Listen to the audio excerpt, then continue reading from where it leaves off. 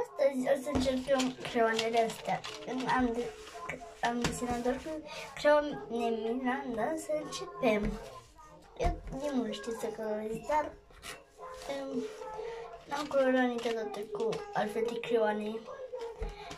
Am colorat ori cu carioci Milan, ori cu creioane Milan, dar cu altfel de carioci și altfel de creioane, bine, doar de la Crayola am desenat. Dar hai să începem. O să las bine cu apel pentru că nu prea văd bine cu multe întuneric.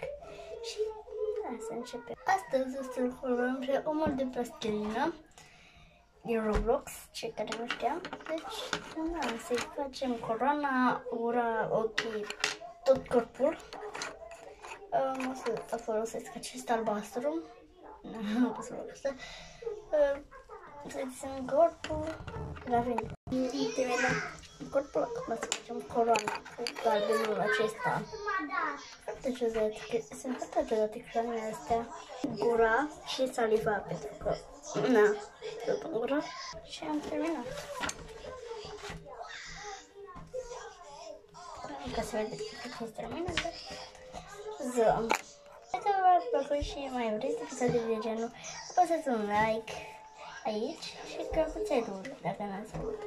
Așa, subscribe.